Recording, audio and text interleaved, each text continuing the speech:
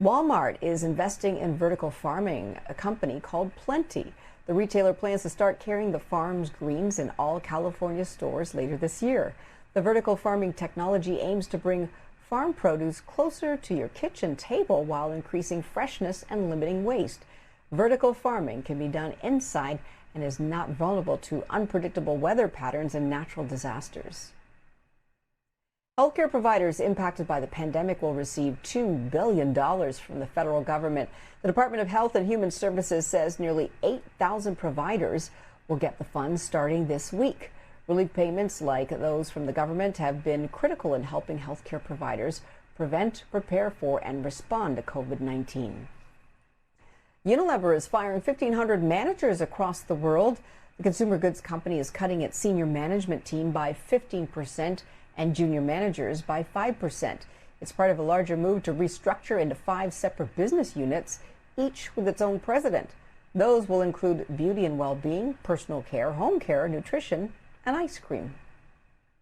The Omicron variant wreaking havoc on small businesses, with a new survey from Small Business for America's Future showing 2/3 of owners are worried about how the variant will impact their businesses.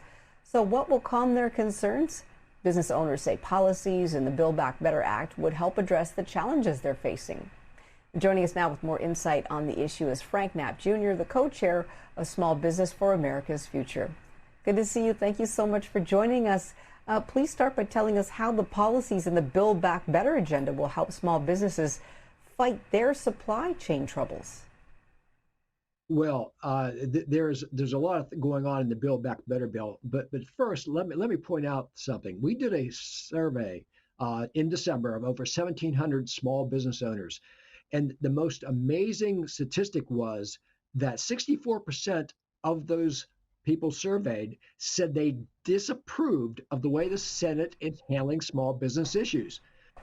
And not because of what they've done, but because what they have not done. And one of the things that they have not done is pass the Build Back Better that addresses 3 top issues of small businesses. So the Build Back Better Act is something that small businesses want. It addresses lowering healthcare costs. It addresses fixing the tax code that favors big corporations, and it addresses our labor shortage. So those are the things that we need to get across of why they support the Build Back Better Act. You said there were 3 things at the top of their list. What are those things that they're most concerned about? Sure, lowering healthcare costs. This has been a perennial concern of small business owners. The healthcare costs keep on going up.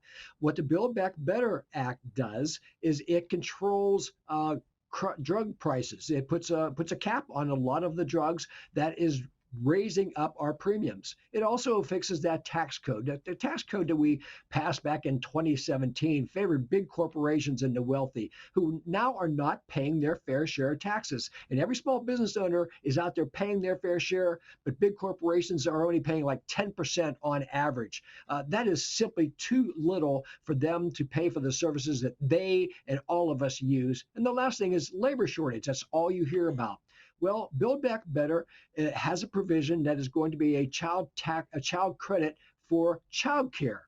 And this is what lower income women, especially that have children, need to make them be able to afford the child care that they need to go back to work.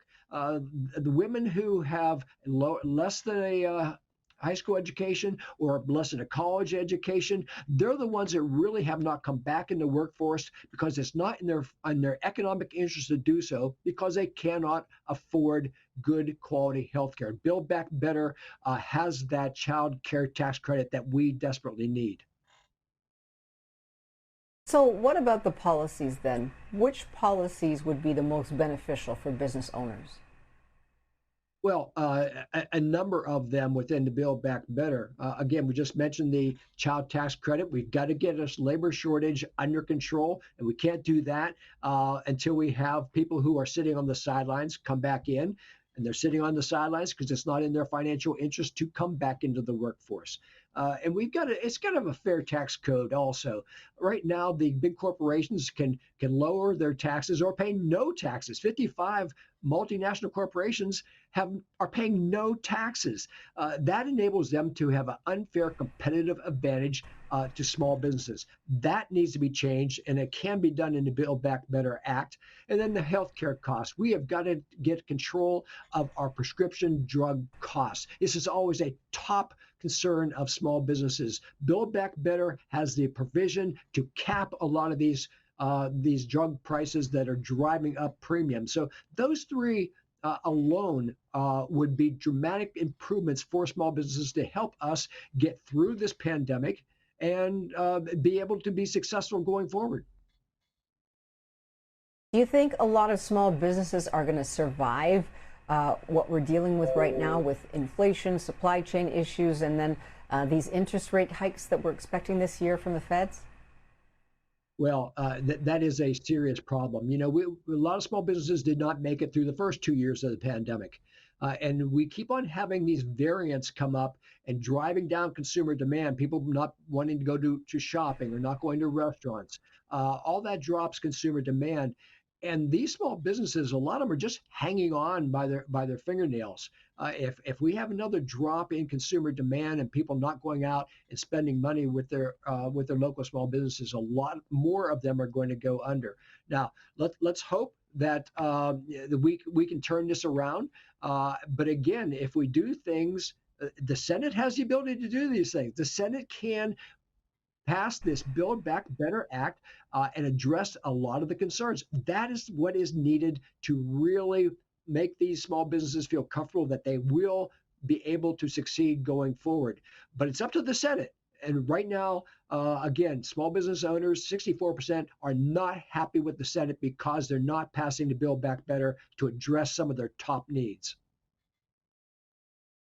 Absolutely. Thank you so much for joining us today, Frank. We appreciate your time here on BNC.